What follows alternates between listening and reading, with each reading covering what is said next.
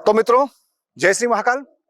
आज एक बार फिर हाजिर है अभय न्यूज के खास कार्यक्रम आज के मेहमान में। आज के मेहमान में हमारे विशिष्ट मेहमान हैं अखाड़ा परिषद के अध्यक्ष रविंद्रपुरी जी महाराज। रविंद्रपुरी जी महाराज पर जिम्मा है तमाम सिंहस्थों का, साधु संतों का और वर्तमान में जो धार्मिक व्यवस्था है उसकी रक्षा का, सुरक्षा का। तो नमस्कार गुरुदेव, आपका सादर प्रणाम है। कैसे हैं आप? आशीर्वाद बिल्कुल ठीक है। और हम भी उज्जैन में आए हैं। जी जी जी जी। तो महाकाल के दर्शन हो गए जी। उसके बाद हमारे यहाँ महामंडलेश्वर का पट्टाभिषेक था, वो भी हो गया। जी और जी। अब आपसे मुलाकात हो रही है। जी जी जी जी।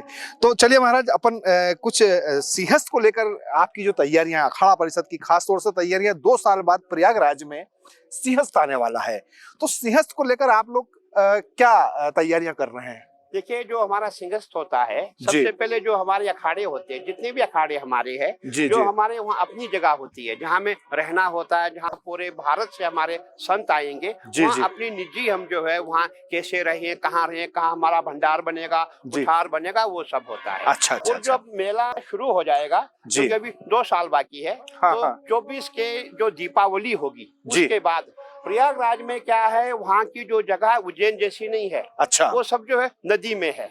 अच्छा, गंगा जी में है। गंगा जी जब जगह छोड़ती है, जब पानी उतर जाता है, उसके बाद वहाँ प्लाटिंग होती है। अच्छा, जमीनें जब आती है सामने? हाँ जी, तब उसकी प्लाटिंग होगी। अच्छा, ये दीपावली के बाद वहाँ पे कार्य चालू हो जाता है। जी जी। उस समय जो है जमीन बढ़ती है, उसके बाद हम लोग उसमें जो है तंबू आदि टेंट जो भी लगाना होता है, वो हम अपनी सुविधा अनुसार हम लगाते हैं। मतलब गुरुजी, उज्जैन जैसे भूमि जो स्थायी भूमि है, जैसे उज्जैन में सिंहस्थ की जो भूमि, जैसे अपन जहाँ खड़े हैं ये है, इस तरह की भूमि वहाँ पर नहीं है। मतलब कितना भूमि आने वाली, इस बात का भी अंदाजा नहीं होता है। नहीं, पानी कितना उतरेगा। हाँ, देखिए वहाँ जो गंगा जी है, गंगा जी है, यमुना जी है। गंगा जी जब वहां से आती है, वो कितनी जगह छोड़ती है, उतनी ही जगह पे मेला होगा। परंतु जो जगह है, मेरा ये माना, यहाँ से ज्यादा जगह छोड़ती है। अच्छा। हाँ जी, इसलिए वहाँ पे जो मेला, आप यही मानेंगे, जो कुंभ है, कुंभों का जो राजा है वो प्रयागराज है। जी जी जी, प्रयागराज है। उज्जैन के अंदर गुरुजी, जैसे कि जो भूमि को लेकर चला आ रहा है कि पिछले दिनों प्रशासन ने ये तैयारी की थी कि सिंहस्थ क्षेत्र में कम से कम 10 से 15 कॉलोनियां बन गई हैं और करीब 300 मकानों को जो है वो नोटिस दिए गए थे। तो मतलब सिंहस्थ के ठीक पहले बाद में भी ये बातें सामने आई थी, समाचार पत्रों में भी ये खबरें छपी थी कि सिंहस्थ क्षेत्र में जो है कॉलोनियों का निर्माण हो रहा है, आवासीय क्षेत्र बन रहे हैं।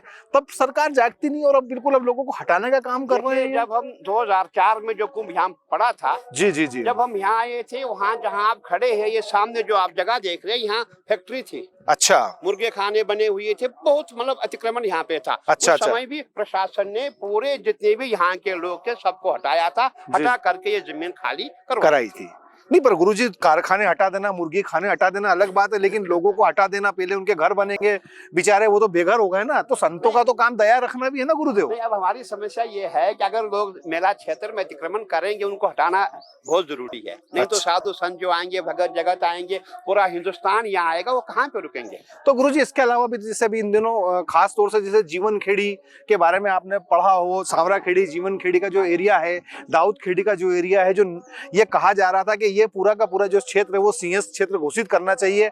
आपके पूर्ववर्ती जो अध्यक्ष रहे हैं स्वर्गीय नरेंद्र गिरि जी महाराज, उन्होंने एक बड़ा मूवमेंट छेड़ा था इस बात को लेकर कि इस क्षेत्र को सिंहस्थ क्षेत्र घोषित किया जाए, पर उनकी मृत्यु के पश्चात वो पूरा का पूरा मामला जो है वो शांत हो गया। तो आप इस मामले को लेकर इतने खामोश क्यों, क्या वजह है? खामोश नहीं है, अभी आप देखिए, अभी ये जो समय है, अभी 5 साल बाकी है।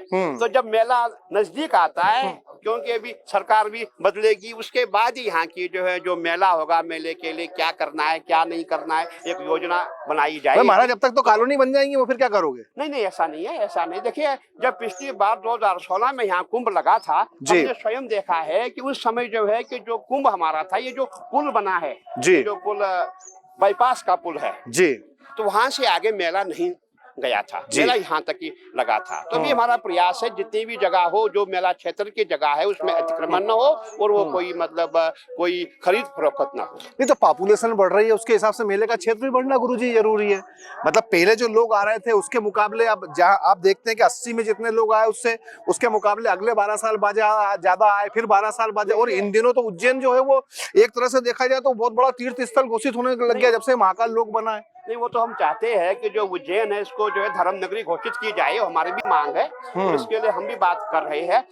ऐसा है कि लोगों का ये भी कहना है कि महाराज अगर आप इसको कुंभ क्षेत्र पूरे को बना दोगे तो विकास कहाँ से होगा, लोग कहाँ जाएंगे। हमारा ये कहना नहीं भाई, ऐसा नहीं, हमारा ये कहना नहीं, हमारा ये कहना है कि जितनी जगह कुंभ की पहले थी उसको उतना रखा जाए। अगर आप बढ़ा नहीं सकते उसको मतलब आप कम मत कीजिए।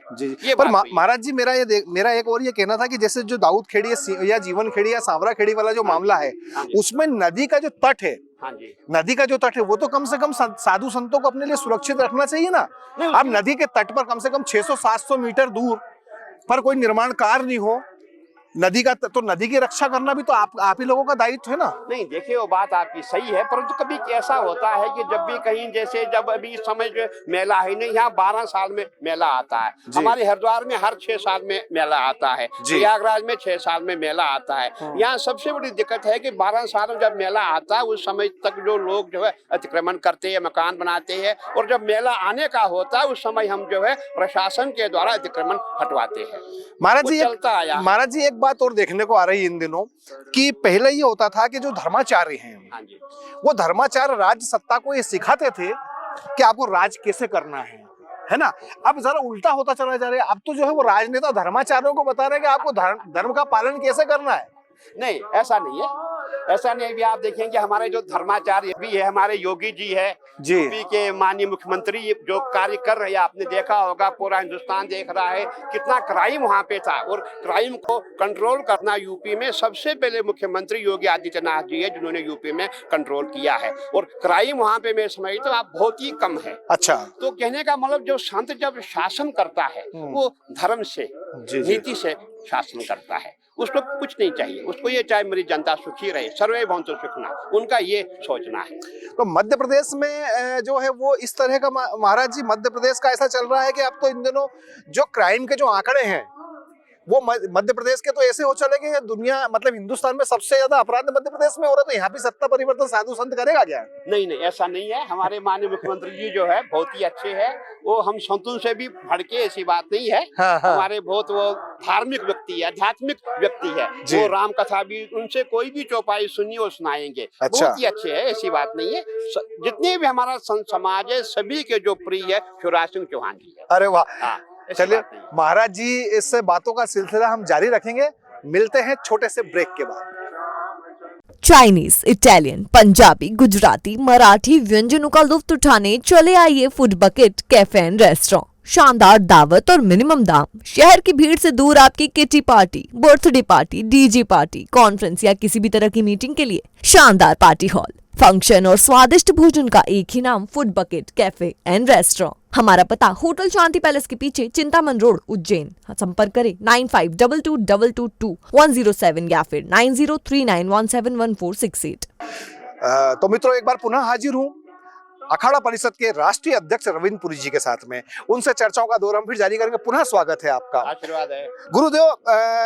थोड़ा से कड़वे सवाल है, एक बात मुझे बताएं कि इन दिनों मतलब हिंदुस्तान की ज्यादातर सरकारें जो हैं वो धार्मिक स्थलों को पर्यटन घोषित करने में लगी हुई है। मतलब ये चाह रहे हैं जैसे उज्जैन के अंदर भी हुआ, नो डाउट सबसे अच्छा काम हुआ, लेकिन लोग जो धार्मिक भावनाओं के बजाय, मतलब सरकारों का मंतव्य ये होता है कि लोग धार्मिक भावनाएं रखने के बजाय वो घूमने फिरने के लिए आए, तो पर्यटन क्षेत्र घोषित होने लगे। जोशीमठ के हालात हम देख रहे हैं।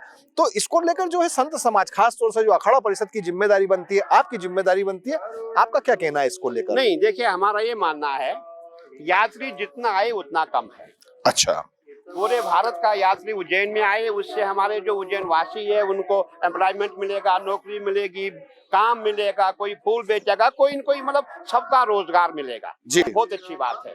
बाद में रही ये बात कि कुछ यात्री हमारे ऐसे भी होते हैं कि जो मतलब थोड़ा सा क्रिमिनल टाइप के होते हैं, उसको लेके हमें इतना सोचना उचित नहीं होगा। यात्री आ रहा है इस समय जो है, जब से हमारी भारतीय जनता पार्टी सरकार आई है तो पूरे भारत में आपने देखा होगा राम मंदिर बना, लाखों की संख्या में लोग वहाँ जा रहे हैं। काशी विश्वनाथ बना, लाखों की संख्या में लोग वहाँ जा रहे हैं। और अब जो महाकाल लोक बना है, यहाँ लाखों की संख्या में लोग आ रहे हैं। इससे फायदा जो हो रहा है यहाँ की जनता को हो रहा है, काशी की जनता को हो रहा है, और जो अयोध्या की जनता को हो रहा है। मैं समझता हूँ बहुत अच्छा लोगों को फायदा हो रहा है। टूरिज्म जितना बढ़ेगा उतना सबका विकास होगा, वहाँ की जनता का विकास होगा, और जितने भी लोग हैं जो वहाँ मठ है, मंदिर है, उनका भी विकास होगा, सबका विकास होगा। पर महाराज विकृतियां तो पर्यटन विकृतियां भी तो लेके आता है साथ में। धार्मिक भावना, मैं आपके समक्ष खड़ा हुआ हूँ धार्मिक भावना से, है ना, लेकिन अगर मैं पर्यटन इस अखाड़े को पर्यटन क्षेत्र मान लूं तो फिर तो मेरी मानसिकता में बदलाव हो जाएगा ना। फिर तो मैं दारू की बोतल भी साथ में लेके आऊंगा। नहीं, वो बात अलग है। दारू की बोतल का दारू पीना नहीं पीना अलग विषय है, परंतु ये है कि जो मठ मंदिर है वो बिना पैसे के नहीं चलेंगे जी। अभी आप देखेंगे जो मठ मंदिर है, जहाँ भी मठ मंदिर होते हैं वहाँ हवन आदि होता है, वहाँ अन्नक्षेत्र होते हैं, दुनिया भर के यज्ञ अनुष्ठान होती है, वो कहाँ से होंगे? अब वो राजा महाराजा तो है ही नहीं। पहले जमाने में जब हमारे अखाड़े होते थे, ऋषि मुनि होते थे, तब जो राजा महाराजा उनको धन देते थे, वैभव देते थे, महाराज जी इतना धन आपका, ये जमीन आपकी, ये जागीर आपकी है। परंतु अब तो ऐसा है कि महाराज की जमीन को कैसे ही हम कब्जा करें, महाराज का धन हम, अब तो उल्टा हो रहा है। इसीलिए जो है कि जो आश्रम है, अखाड़े है, वहाँ भी व्यवसाय इसलिए हो रहा है कि भाई धन का स्रोत कहाँ से होगा। व्यवसायिकता तो धर्माचार्यों को व्यवसायिकता ग्रहण कर लेनी चाहिए क्या? वो अर्थ नहीं, अर्थ ये है कि जैसे हमारे अखाड़े हैं, हमारे अखाड़ों में कोई दान नहीं आता है जी। बड़े बड़े कथाकार है, उनको भगत जगत दान, अखाड़ों में दान नहीं आता है। अखाड़ों में ये है उनकी अपनी निजी संपत्ति। मैं आपको बताऊंगा, हमारे अखाड़े निरंजनी अखाड़ा, हमारा कोई ATG नहीं है, 12A नहीं है, कुछ नहीं है। हमारी अपनी संपत्ति से जो इनकम होती है उसी में साधु पाले जाते हैं। आपके घर में 5-6 बच्चे होते हैं, हमारे यहाँ लाखों की संख्या में संत होते हैं, और वो संत हमारे नहीं होते हैं। मेरे भाई बंधु नहीं होंगे, या मैं किसी का बेटा यहाँ नहीं होगा, मतलब वो संत अनजान होंगे। संत जो बनता है हमारे भाई बंधु नहीं बनते, कोई भी बन सकता है। और जो प्रॉपर्टी होती है वो हमारी व्यक्तिगत नहीं होती, वो संस्था की होती है, अखाड़े की होती है। तो उसमें अखाड़े का विकास हो रहा है, अखाड़े को खाना मिल रहा है, रोटी मिल रही, तो उसमें कोई, मैं समझता हूँ, अनुचित नहीं है। मतलब अखाड़े में, अखाड़ों का अगर व्यावसायिक उपयोग होने लगा, जैसे कि गार्डन बन गए हैं, वो लोग शादी ब्याह वालों को दे रहे हैं, पार्टी वालों को दे रहे हैं, तो ये मतलब इसमें कोई दोष नहीं है क्या? नहीं, आप बताइए कि वो कहाँ से खाना खाएंगे? जो साधु संत खाना कहाँ से खाएंगे? कोई साधु तो नौकरी नहीं कर रहा है जी, साधु कहाँ से कमाएगा? साधु के पास कोई दान तो नहीं आ रहा है। और आज का युग ऐसा है, इस समय कोई भी भक्तगण जो ऐसा नहीं है, हजारों में 2-4 लोग हैं जो किसी महात्मा को दक्षिणा देते होंगे। परंतु अभी ऐसा हुआ है कि जहाँ भी संस्था है, जहाँ भी अखाड़े है, कि महाराज आप हमें डोनेशन क्या देंगे? कहीं भी सरकार में आपदा होती है, कहीं भी कुछ होता है, सबसे पहले अखाड़े ही बढ़ चढ़ के हिस्सा लेते हैं। तो पैसा कहाँ से आएगा? जी, जी, जी, अगर हम काम नहीं करेंगे, वो पैसा कहाँ से हम देंगे? सरकार का कोई भी काम होता है, सबसे पहले अखाड़े होते हैं। अखाड़े सामने आपदा आती है, अखाड़े होंगे। जो भी कुछ होगा, हवन आदि, मेला होगा, मेलों में करोड़ों रुपया हमें लगता है।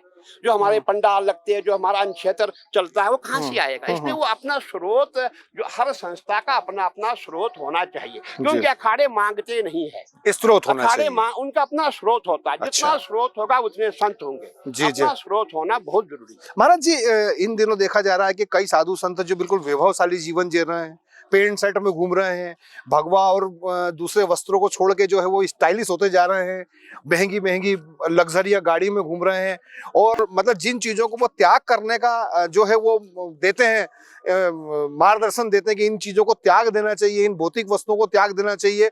आजकल तो ज्यादातर साधु संत जो है उसी में पड़े हुए हैं। नहीं, आपने सही कहा।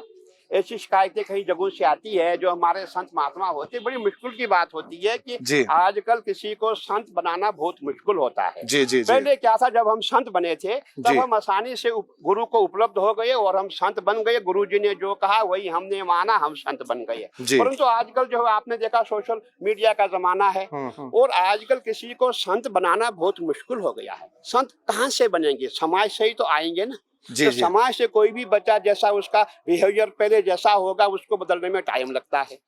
अब जो बड़े बड़े संत होकर के जो हिप्पी कट करते हैं, कैंची लगाते हैं, वो उचित नहीं है। ऐसे संत हमारे जो परंपरा फैशन वाले बाबा, नहीं, वो उचित नहीं है। जो परंपरा हमारी है, अगर हम हमें बाल मुंडन करना है, दाढ़ी मुछ पूरे मुंडन होगा, पंचकेश होता है, पंचकेश का मुंडन होगा, नहीं तो पंचकेश रखे जाते हैं। ये कथावाचकों के बारे में कुछ बोलो ना, आजकल सबसे बड़ा आडंबर तो कथावाचक कर रहे हैं। ये अपने आप को बड़ा भारी संत और ये साबित करने में लगे, इनकी दुकान अलग चल रही है कथावाचकों की। जो कथावाचक आसाराम, रामपाल, राम रहीम, राम के नाम को बदनाम करने में लगे हुए। जो कथावाचक है उनका संतों से कोई, अखाड़ों से कोई लेना देना नहीं है। कहीं जो हमारे संत है जो कथावाचक, महाराज विरोध क्यों नहीं है आपका? विरोध क्यों नहीं है? मेरा कहने का मतलब है कि अगर ये लोग गलत हैं तो अखाड़ा परिषद खामोश क्यों रहता? उस समय अखाड़ा परिषद मुखर क्यों होता है जब ये कुछ गड़बड़ कर देते हैं?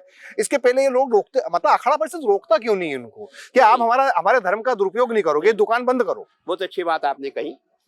अब आप देखें, जब अपने घर में आप होते हैं, आप अपने परिवार को नहीं रोक सकते हैं, आप अपने बच्चों को नहीं टोक सकते हैं। अब इतने बड़े समाज को रोकना बहुत मुश्किल होता है। वो वहां से बोले आपको क्या लेना देना है? कई चीजें होती है, हमारे पास कोई कानून ऐसा नहीं है कि उनको हम रोक लगाएं। कानून तो नहीं है, लेकिन महाराज विरोध तो हो सकता है ना? विरोध होता है, विरोध बहुत होता है, परंतु कहीं लोग इतने बेशर्म होते हैं वो विरोध को नहीं मानते हैं। तो बहुत ही इस समय अब हमारे जो संत समाज में सबसे बड़ी दिक्कत ये आ रही है कि जो लोग हमारे फैशन में जा रहे हैं, जैसे स्टेटमेंट जो उनके है, राम के स्टेटमेंट देंगे, हमारे बड़े बड़े कथावाचक, आपने, मैं उनका नाम नहीं लेना चाहता हूँ, कृष्ण के जो भगवान कृष्ण है, भगवान वासुदेव के बारे में उल्टे तो ये चीजें हमारे मंत्री जी ने भी करा था बीच में, यहाँ नहीं है ये। अभी वो बोल रहे थे कि सीता जी जो है उन्होंने कथा जो है वो, हमारे यहाँ के मंत्री जी ने बोल दिया था। बिहार के एक मंत्री जी है, उन्होंने भगवान राम के बारे में देखो अब शब्दों का प्रयोग किया, ये उचित नहीं है। परंतु आज एक फैशन बन गया है, क्योंकि आजकल व्यक्ति सोचता है मुझे पॉपुलर होना है तो कुछ न कुछ उल्टे सीधे बयान में दूंगा, और ताकि वो चर्चा में। तो अखाड़ा परिषद तो बड़े योद्धाओं का संगठन है। जब भी कोई ऐसी घटना घटती है हम उनका विरोध करते हैं और करते रहेंगे, और जो भी जब मेला आता है, मेले के समय इनका हम निष्कासन करेंगे। नहीं, बिहार के मंत्री का आपने विरोध किया, लेकिन मध्य प्रदेश के एक मंत्री ने ये बोला कि सीता जी ने जो है वो तलाक का जीवन जिया, आप उस पर विरोध नहीं कर रहे हो क्योंकि भारतीय जनता पार्टी के। नहीं, ऐसा नहीं, विरोध किया है। विरोध किया, कभी कभी ऐसा होता है जबान से निकल के जाता है लोगों को। महाराज आप इस बात को आप मतलब ऐसा लग रहा है जैसे उनसे कुछ विशेष स्नेह है आपका। नहीं, ऐसा नहीं है। सभी हमारे, हमें सबसे स्नेह है, सबसे प्रेम है, सबसे प्यार। राम भी तो आपके हैं। सबसे भारतीय जनता पार्टी ने इतना काम किया, इतना विकास का कार्य किया है। और सबसे बड़ी बात है, देखिए संतों को जो है, बाबाओं को वो कुछ नहीं चाहिए, और बाबा कुछ सरकार से मांगता भी नहीं है। खाली इसलिए हम खुश है कि जब से हमारे माननीय प्रधानमंत्री जी आए, राम मंदिर का निर्माण हो गया जी। योगी जी आए यूपी में, बिल्कुल। तो आपने देखा काशी जी में विस्तार हो रहा है, बिल्कुल विस्तार हो रहा है, अयोध्या में विस्तार हो रहा है, जो ये महाकाल लोक बना, मथुरा में भी होगा। हमें यही चाहिए और हमें कुछ नहीं चाहिए सरकार से। ये चीजें होती है, हम सरकार पे खुश हो जाते हैं, सरकार हमारी है और हम उनको आशीर्वाद देते हैं। अच्छा, महाराजों की सरकार है ये? नहीं, महाराज की सरकार नहीं है, ये सरकार हमारी इसलिए है जो राम को मानती है, जो राम को भजते हैं, तो उसकी सरकार है, उसकी सरकार है। महाराज जी, एक सवाल अंतिम, कि उज्जैन के अंदर लंबे समय से एक बात देखने में आ रही है, सिंहस्थ के क्षेत्र की बात हम कर चुके हैं कि कितना सिकुड़ गया सिंहस्थ क्षेत्र, आपने बताया कि उसको विस्तारित कर लेंगे, लेकिन सबसे ज्यादा महत्वपूर्ण यहाँ की जो प्राणवायु है जो, वो है शिप्रा मैया। 600 करोड़ रुपए अभी तक शिप्रा के शुद्धिकरण में तमाम सरकारें बर्बाद कर चुकी हैं, लेकिन आज भी उसका जल आचमन के योग्य नहीं है। इसको लेकर चूंकि सिंहस्थ आने में कोई बहुत ज्यादा वक्त लगता नहीं है, आप देखो क्या तैयारियां चल रही हैं।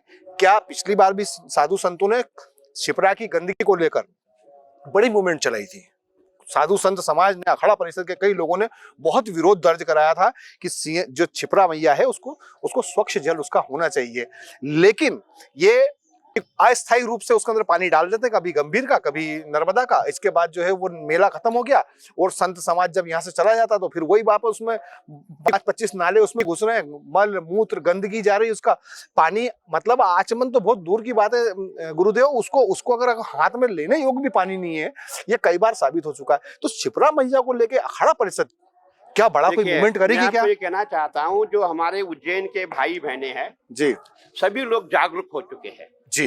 और मेरा ये मानना है करीबन कहीं सैकड़ों लोग, सैकड़ों की संख्या में मेरे पास आए हैं जी। मेरे उनसे वार्ता हुई है। उनका ये कहना है और मेरा भी यही कहना है, जो क्षिप्रा मैया में जो जल जा रहा है वो क्षिप्रा का ही जल होना चाहिए जी। जो यहाँ कुंभ मेला होता है, कुंभ का आयोजन होता है, उसमें यह है कि क्षिप्रा के ही जल में हमको स्नान करना है। परंतु इस समय जो क्षिप्रा जी में जल है वो क्षिप्रा जी का जल नहीं, वो जल कहाँ का है, नर्मदा जी से आता है। जी। नहीं, नर्मदा से भी नहीं आ रहा गुरुदेव। नहीं, अभी इस समय वहाँ का जल आ रहा है। ये आपको फिर मतलब आपके पास गलत जानकारी है। नर्मदा जी का जल जब आता है जब चाहते हैं। हाँ, जैसे कल जो है मकर संक्रांति थी, हाँ, तो वो 4 दिन पहले छोड़ेंगे। नहीं आएगा। हाँ। देखो महंगी बिल है, बहुत पैसा देना पड़ता है, वो सब आप भी जानते हैं, हम भी जानते हैं। 8 लाख 1 घंटे में देना बहुत बड़ी बात है, सरकार कहाँ से लेके आएगी। परंतु ये है कि नर्मदा जी का जल जो है क्षिप्रा में मिलाना उचित नहीं है। हमारे यहाँ वर्णन ये है कि जो क्षिप्रा है मोक्षदायिनी, मोक्ष की प्राप्ति हमें तभी होगी जब क्षिप्रा में जल होगा जी। क्षिप्रा में जल नहीं है तो हमारी सरकार से मांग है और हमने मांग रखी हुई है और इसके लिए वार्ता भी होगी कि जो क्षिप्रा में जो सागर है, जो हमारे 5 सागर क्षिप्रा के साथ जुड़े हुई है, उनको जो सफाई की जाए, उनका जो जल है वो क्षिप्रा में व्यवस्थित किया जाए और जो स्रोत क्षिप्रा में थे उनको खोला जाए ताकि क्षिप्रा हमारी जो है स्वच्छ आगे तो कटाव को भी रोका जाए, वृक्षारोपण भी किया जाए, पेड़ लगाए जाए। ये हमारी पूरी योजना चल रही है। चलिए, और ये हमें पूरी उम्मीद है, आशा है कि जो कुंभ मेले के पहले ये सब काम हो जाएगा। चलिए, हमारी शुभकामनाएं। तो ये थे अखाड़ा परिषद के राष्ट्रीय अध्यक्ष श्री रविंद्र पुरी जी महाराज। आपने बहुत मुखरता से तमाम सवालों का जवाब दिया और उम्मीद करते हैं महाराज जी ने जो कहा है, जैसा कहा है कि ना तो जमीन की कमी होगी और पानी भी स्वच्छ मिलेगा, हम भी उम्मीद यही करते हैं उज्जैन वासी होने के नाते कि ये धार्मिक व्यवस्था बनी रहे। हमने उनसे बात की सिंहस्थ को लेकर, धर्म को लेकर और तमाम मुद्दों को लेकर, जिस पर उन्होंने मुखरता से जवाब दिया। और अगले कार्यक्रम में किसी नए मेहमान के साथ आपसे फिर रूबरू होंगे। तब तक के लिए मुझे आज्ञा दीजिए। जय श्री महाकाल।